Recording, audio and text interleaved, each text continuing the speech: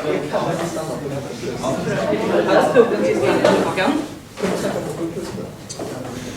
right, so this is probably the point of the day that I've looked forward to the most, which is the MCN network discussion, and where we talk about how other networks do, but also the fact that we have two people from the two only Swedish networks that exist, which are Splay and United Screens. Let's start with the introduction. Let's start over there. Men first. It's a way to gender neutralize it. Hello everyone, I'm Malte Andreasson. I'm from United Screens, one of the founders. I come from, my background is in traditional media, commercial television. I used to be director of scheduling at TV4, if you wonder what that means. If you've ever wondered who was the idiot that decided that there should be a news break in the Sunday movie. Here I am. You bastard! I left that. We founded United Screens earlier this year, and well, we'll talk more about it later. My name is Sara, and I recently signed with the network Splay. And that's basically it. That's me in one minute. No, but I'm a YouTuber as well. I started like in the beginning of the summer. I've had a YouTube channel, but I wouldn't call myself a YouTuber until I started vlogging. So I've been putting up videos, like just wanted to post them, having them on the internet, making sure people caught up with my life. And then Joachim here made me start doing videos, and well, I've been posting during the summer, and in October Splay contacted me and asked if I wanted to sign with them, and I figured why not, so I did.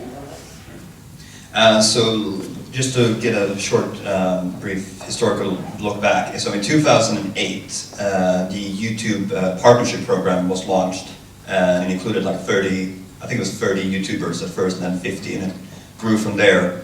And I became a YouTube partner, like one of those classic old YouTube partner where they contact you, say, we want you to be a partner, based on certain criteria. So I became a partner in 2010. I was the second most subscribed YouTube partner in Sweden for like 5 days.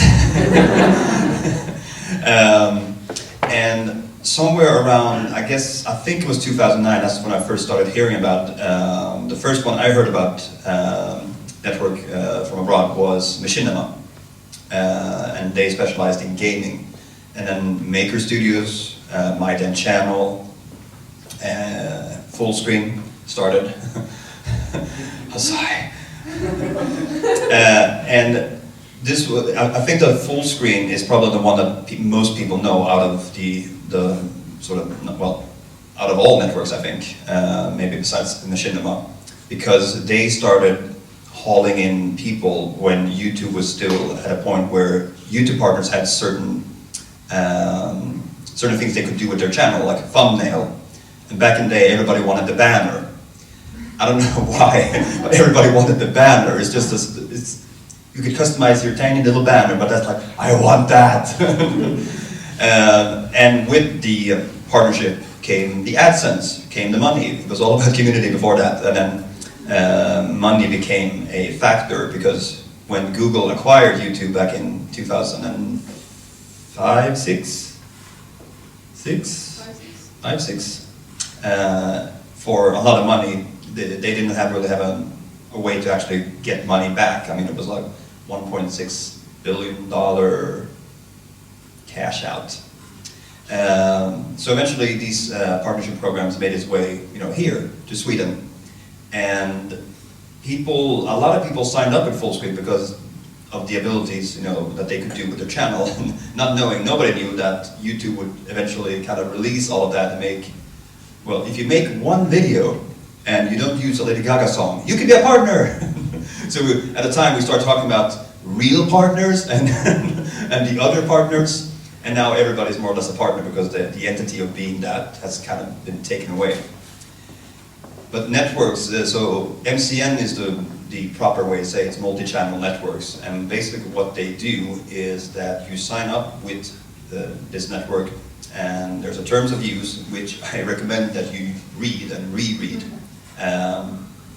Because Machinima, for example, had a lifetime contract back in 2011, which people started realizing that I don't want to sign up for life. So, and then because of outside pressure, they took that away, but technically people signed up. They did sign up for life because that's what the contract said. And Fullscreen, our friend, I can tell you, I have 3 channels, and they were all classic YouTube partner.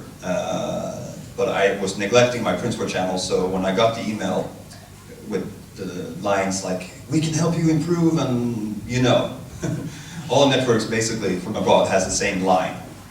And I signed up with them just because it sounded interesting, and maybe that could be a push.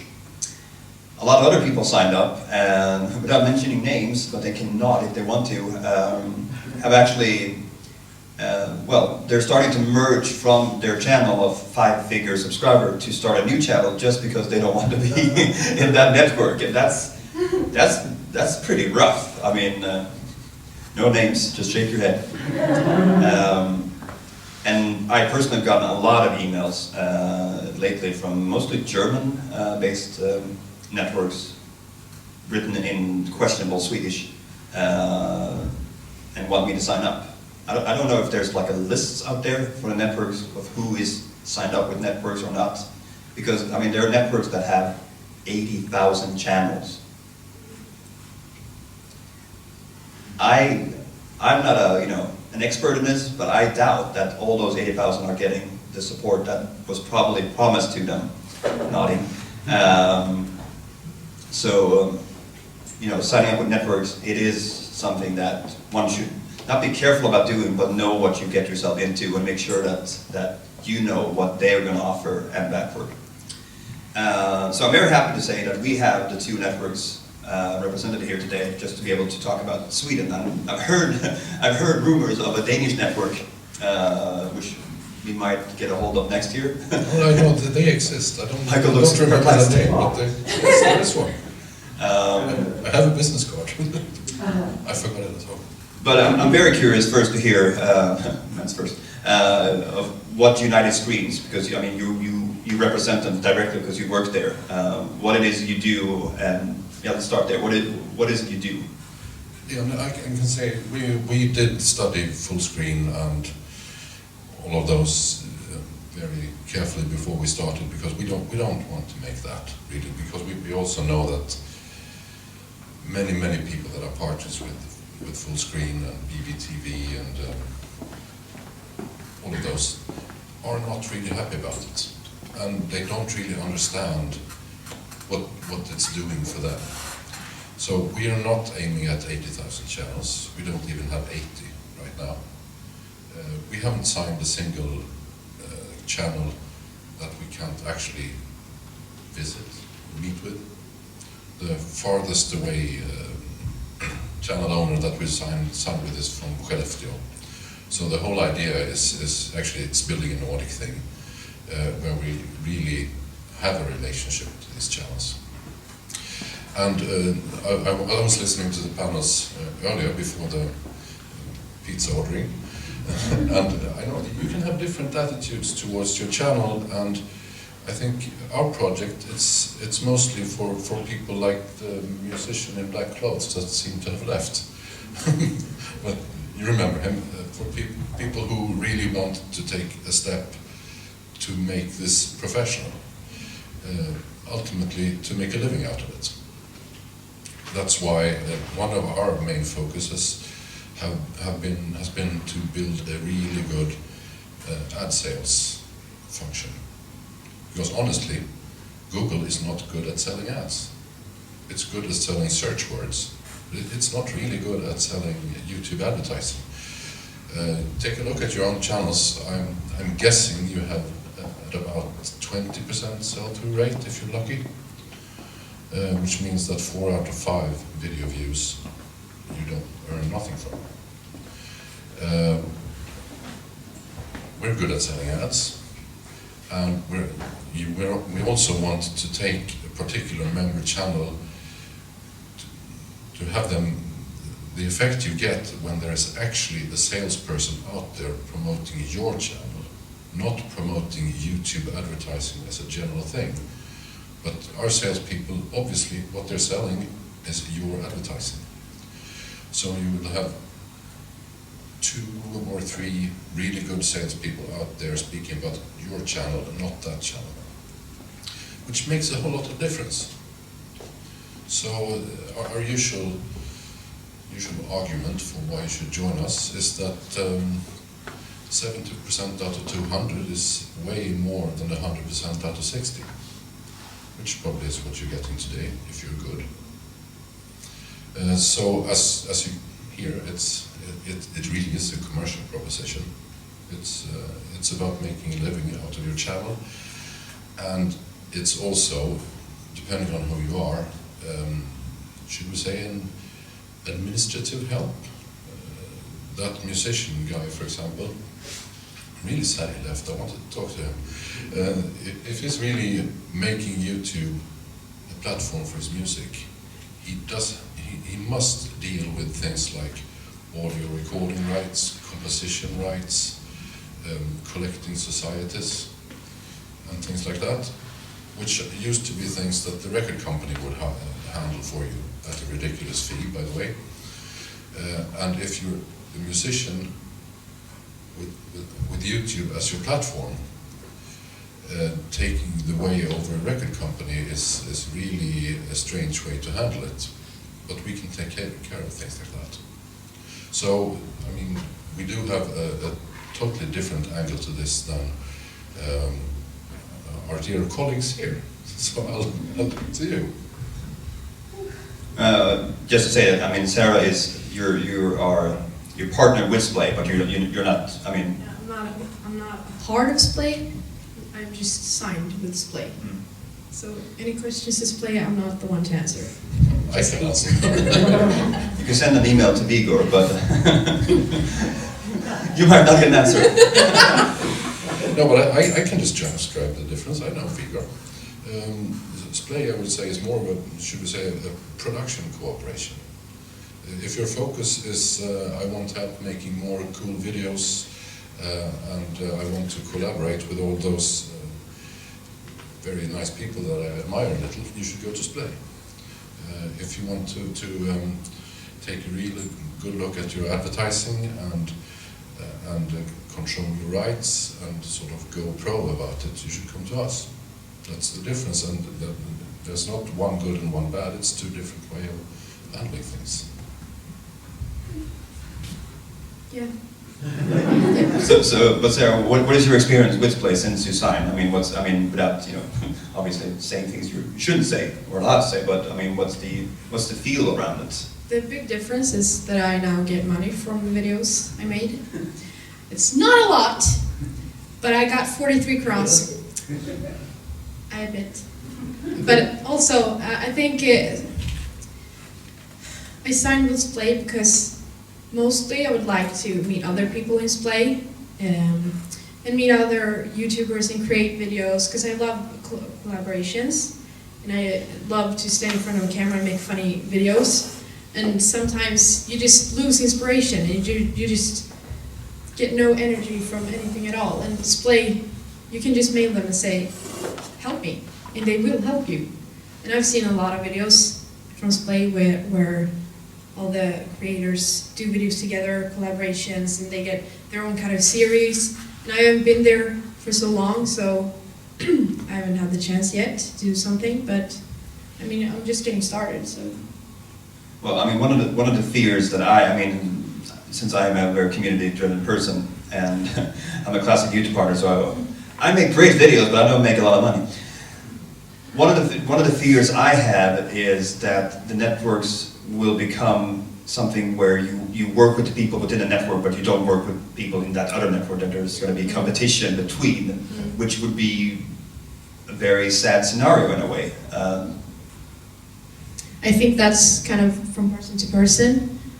I mean, I've made videos with my IRL friends, people who don't have YouTube, people who just started with YouTube, and I think even if let's say Splay, would tell me that you can only make Splay collaborations, I would tell them that it's my channel, you're here to help me, and you can't decide whether I should make a video with someone who's not in Splay or not. Maybe I should make them a Splay partner too, if that's what they want. Well, I mean, obviously, I haven't read any. That would be something that would be in a contract because they couldn't. I doubt that a network could come and say that afterwards if it wasn't in the contract. Read your contract. No, I would never say something like that. I would rather they haven't said it though. Say like just do it. So what are the expectations of someone who signs up to either network, based on what they do? What are your expectations on them, or what expectations are laid on you compared to when you weren't with the network before? I don't think they are expecting something from me. No, alltså. I am from Sweden. The thing is, the way I feel about Splay is that they're here to help me. And I don't know, maybe they just signed me to make money out of me and my ads, but the feeling I get is that they want to help me. And the thing I've seen so far is pretty good. That's what we all felt about the full screen, wasn't it? I can tell from our point of view, people come to us from totally different backgrounds. If you have a channel that you run yourself, doing everything, and you don't expect us to give you, invest in your channel, then you can obviously do whatever you want. But some of the people we have, anyone here know the channel m5board.com? Okay. That's actually the biggest Swedish channel made by a Swede living in Sweden. 168 million views. He makes car races, and he signed up with us asking us, I want to do this really cool thing with a Bugatti and a Koenigsegg race in the airstrip at Hässleholm. And he asked us to risk the money, and we did. And if we risk money, we will obviously then we will sign a paper about what he's doing. So with him, we made a 3-month plan of how many videos should come out of this and sort of what they should be about. And he made the race. It's online. You must watch it. He's a very calm person when you meet him, but he's crazy. So, for those of you who are not familiar with either networks, what's the difference when it comes to what channels are signed up to the different networks? Because for me, looking at it, very different demographics. Splay have signed a lot of vloggers, daily vlogs, and a lot of sketches, basically. There's a few channels that make... They've started like a side project, like Splay Fashion and Splay Splay's TV, Splay Gaming, Splay what's it called? Yeah, gaming. So they started like in the different directions that we were talking about earlier, but the main Splay is more like vlogging and sketching and collaborations. Sorry, I will sound very commercial now. We've only been at it for 3 months, but the channels we're signing, we are trying to build a very wide area of both genres and target groups. And that's not only because it looks nice, because that's what an efficient advertising proposition looks like. Because then, if you're only doing a specific target group or a specific genre, you never get to speak to the big advertising accounts. To speak with them, you need a wide range, both target groups and genres. So we have signed anything from the 13-year-old blogger and vlogger to m5board.com, which is about cars, to traditional media. We have Aftonbladet, Helsingborgs Dagblad, and that kind of stuff in our network. We even have a telephone company, actually, Comvik. Questions? Participate. It's not about us on the stage and you down there, as the man on the left said. So what's the procedure? When we had the Stockholm gathering, we had Mr. Vigor there, and we asked them, how do you actually, if you wanted to sign up with them, how do you actually go about? And there was no real, I think there's like a little box you can, but there weren't any criteria or anything at the time. And I'm guessing that your approach is probably a little bit different. Yes, it is. We send out a paper, which essentially answers the question that this panel is about. What can we do for you? And we have several different papers, one for musicians, one for gamers, and one for media companies and so on. You get to read that, and if you like it, we'll send you a proposition, and we want to meet you. Now, speaking about the full screen strategy again, we really want to do that, to get a relationship, to sort of get to know what your plans about this channel is. And I mean, what's the field you get from Splay? What kind of people are they looking for? Is it subscriber or views or potential? I think mostly they're after looking for people who has something special, and they want to help them grow and help people find them. Since considering those who are signed with Splay have like 100,000 subscribers, and I came with my 2,000 subscribers, I was pretty shocked when they asked me if I wanted to be there. So I didn't volunteer as tribute, I just got an email and they asked if I wanted to be in. And the thought haven't crossed my mind having a partnership, because I just made YouTube videos. So my expectations aren't that I want them to make me famous. I never came to YouTube to be famous. And I think you can't have that kind of attitude, because mostly you just get disappointed. So I think the most important part is to have fun, and I think Splay can help me do the fun I want to do. Because I went there the other day, and they gave me a round tour, and they have the green screens, and they have all the cool cameras, and the stuff you can make good videos with. And I use Movie Maker. So there's potential to make like an actual good video instead of just random vlog. So within Splay, is there any, like, these are the top Splay people and these are the other ones? Because some networks do have like a very hierarchy of who gets certain treatment.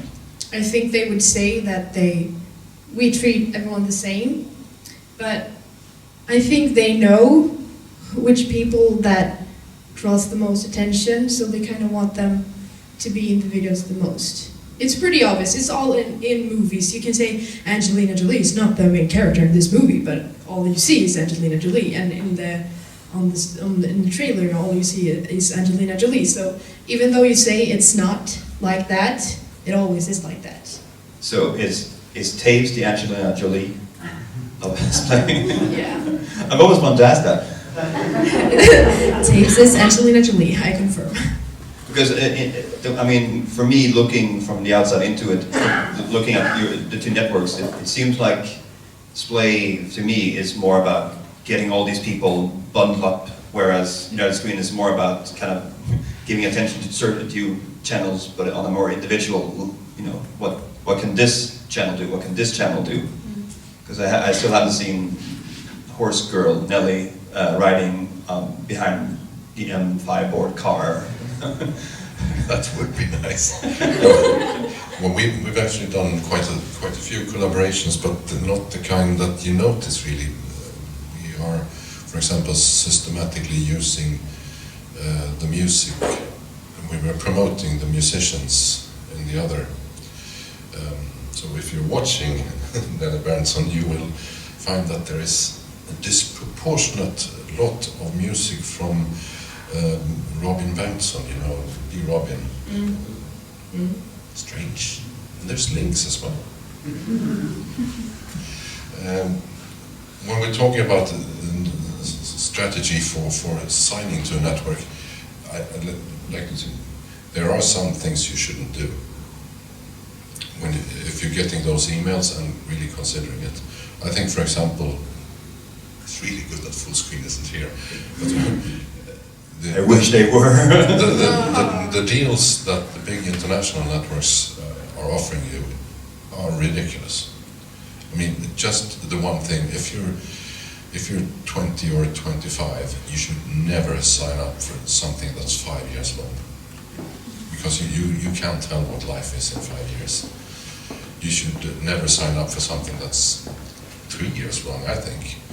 Our contracts nowadays our principle is that our contracts are as easy to get out of as a regular job. So it's 3 months. Which I think Splay is something like that too. Many of the big networks are now, a big part of their work is making people stay in, and that's not how we want to work. Even if the question arises, it's probably too late for that partner. Because it feels like, I mean, sure, we talk a lot about it. I mean, people that organizes this, and when we say full screen, we think you can't get out of it. That's like the thing you think. You don't think it's a great network, and so you would think that a network like that would, consider what are their, what are the values that people, connect them to, and it's. I just think about two people.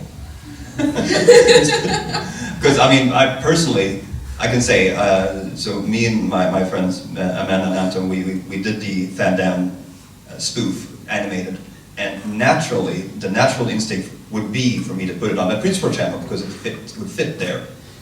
But that channel is with full screens, and the fact that I actually moved it over to my other channel is kind of a testament to that.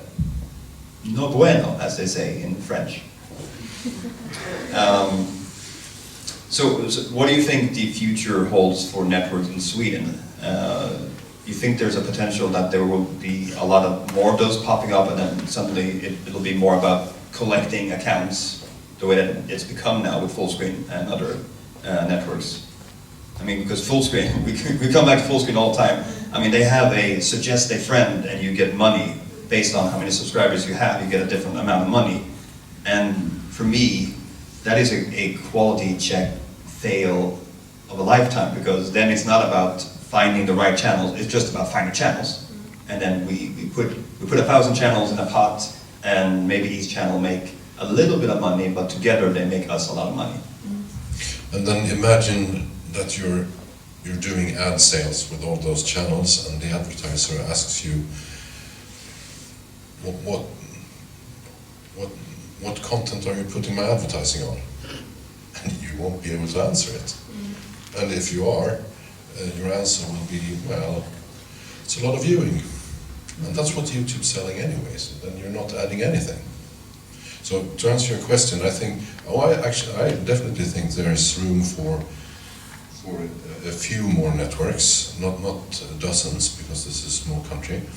I think all of the networks, I think Splay as well, will try to go Nordic, because the advertisers usually are Nordic, and if the money in is Nordic, it's logic that the structure is Nordic as well. So maybe, I'm guessing 10. Probably, I would guess that the next network popping up will be specialized in some way, probably music or gaming. I'm not opening it. Someone else is. I am. Gaming? I thought you weren't allowed to put gaming videos on YouTube.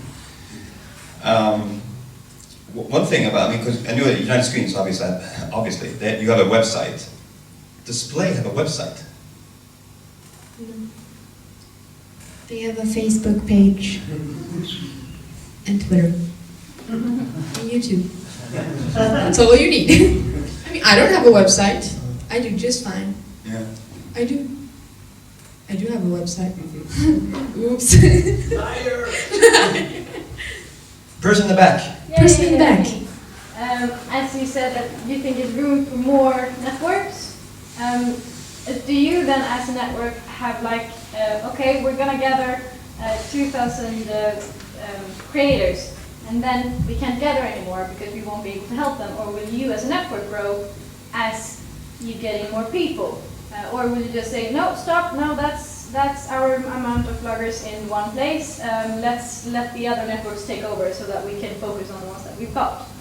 Or would you try to grow as well, but still be able to give those people that you take in the help that they sign up for? Because if Fullscreen would have done that, then perhaps it would work. But if the network don't grow as they take in people, it will probably fail. So yeah, that's my question. Yeah, and I think we will definitely put a stop somewhere. We started in August, so that stop is probably far away. But yes, definitely, because also this thing that I said earlier, that we want an advertising proposition that we can really go to the advertiser and describe and make them understand why it's better putting your money there than on YouTube in general. And to be able to do that, it can't be indifferent. What's it in English? It can't be way large. I can't say a number of channels, but 100, 200 maybe? I mean, maybe Fullscreen is like the biggest company in the world. We just don't know it. I don't know what my connection is called anymore. I got an email saying, I will not be working anymore, but now your connection will be this person. Oh yeah. I've never talked to her. I think it's a girl. No, it's Peggy. Some people who signed with Fullscreen didn't even know they quit. Never got a new person to talk to. I mean, that's the problem with, signing with anything. You need to know who those people are and get a sense of that we actually have a connection. Because one of the biggest issues I do have with Fullscreen, it's not really the 2 year because, or is it 5 now? It was 2 years when I signed. It's because it says that in the description or the terms of use. The problem is that they are so US based in what they do. For those of you who are not familiar, Fullscreen has something called guerrilla campaign, where a certain amount of money is put into a pot and you do a video based on certain criteria. Within the first 30 seconds, you have annotations, blah, blah, blah. And it's difficult for most people to do that naturally without it being like you totally step out of character. But one of the things they had recently was do a promotion thing for Michael Buckley, which for me is very close to heart because he's one of my very first and best friends on YouTube. So that felt like I can do that. But then it said it in the fine print, US-based creators only. So I feel neglected as a Swede. It's like it's the Next Up program all over again. Questions flooded in. Lisette from the Netherlands. Wasn't YouTube considering a get out of your network thing? Because I heard something about that you could get out of your contact with the network. Yeah, I know all about what they've done. It's not been implemented this side of the Atlantic yet, but it's coming in just 2 weeks or something. So there will be a little choice button where you can actually push, I want to get out of my network. And there's Full screen. it's not as good as, it's not that good. What happens then is that the signal goes to your network and they will have to guarantee that they have the contracts to keep you in the network. And YouTube is doing that to solve the problem where creators wanted to get out of a network and the network didn't even answer them. So this works the same way as a dispute resolution about copyrights. If they don't answer in, I think, 4 weeks, you're automatically out. And it also some kind of legal thing that when they say no, she stays in, they are doing something that they will get a lot of trouble. They'll get into a lot of trouble if it's not true. Yeah, I mean, it's basically a middleman stepping in. It's like in 3rd grade when you sent your friend to get together with that boy or girl, and the same thing break out. You don't do it yourself. Because, I mean, there's been signals from YouTube saying that they will start to deal mainly with networks directly. Because now, I mean, when there only were a few thousand or even 5-figure partners in the world, it was still manageable. But now when everybody more or less is a partner by the new definition, it's difficult for them to actually reach out and actually give, you know, that kind of service to everybody. I mean, in Sweden it's a pretty small country where you can kind of pinpoint who are the like 100 channels, and then they can invite those people to certain things. But then it's all based on subscriber rate, or if you're an organizer of a YouTube thing. So the question is, I mean, again, it depends on what is it that you want to do on YouTube. Is it a hobby just for fun with your friends, or is it something that you would like to implement your talent, whatever that may be? Guy who left music, and then having a network to help you reach certain people, because then you're not alone. Yeah. Yeah. Thank you. Thank you. Yeah, that's it. And I think what you mentioned, that YouTube will want to work more with networks. First thing, YouTube of course loves networks because we're doing work that they should do. And I think what you're talking about, it's mostly about advertising. Selling advertising through 10,000 single-person partners is really a lot of trouble. Selling the same amount of advertising to one network is, to YouTube, very simple and very straightforward. Just changing the subject. Do So, sorry. I went to the Google office here in Stockholm for a few weeks ago, and I got to meet a lot of people who work at the YouTube office in London, who work with you know, Zoella and Marcus Butler and all those British vloggers. And I've been a huge fan of them, yeah, since I don't know when. And it was nice to get to meet them, and I would never have been able to go there and meet them if Splay didn't sign with me and tell me that I should go there.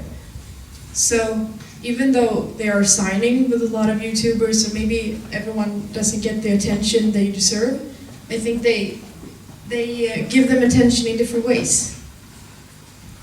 And I told them I love these interventions. I love these meetings. This is an intervention.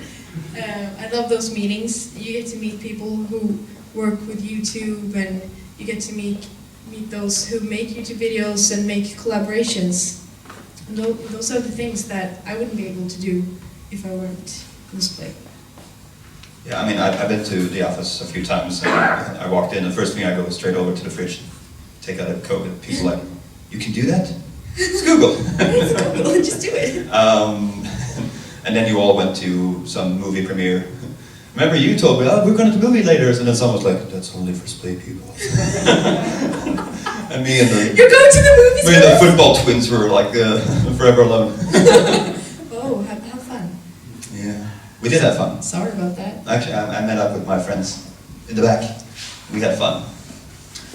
More questions, network. So what's the process of actually approaching a network? Unless you are approached yourself. Give me a call. But how do you just Google yourself, or do you advertise yourself somewhere? How do people find you? Well, most people find us through the website, where we have names and phone numbers and everything. But I'd say most people that we eventually sign with, it's usually we that take the initiative. I mean, we find someone doing something that we really like and that we think would really fit, and we call them. might be a tough question, but is it YouTube only? Because we were joking around the other day with all the comments and stuff that we'll get to later on, that maybe next year it will be the Malmö video gathering. We have many partners that that actually aren't even mainly on YouTube. They are bloggers that have a little YouTube part. Blondine Bella, for example. But out of YouTube, they are on their own, so to say. But can someone someone who's signed with another network work with you too, or are you like, you can only work with us? That depends on how they signed. I think that most Splay members, for example, could obviously they could absolutely, for example, sell their advertising through us, depending on what they promised Splay before, Yeah. of course. If you're with full screen, sorry, your contracts are too tough, not possible.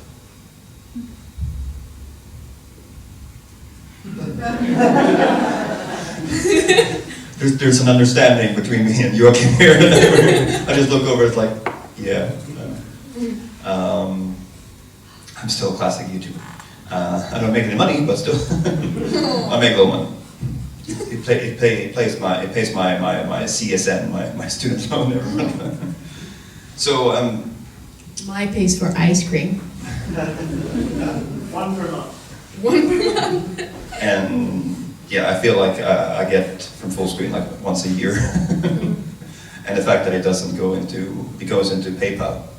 How does that work? I mean, if we look at the financial part, how does that work? Is it AdSense, or is it PayPal, or is it like a little envelope the 25th of every month? How does it work?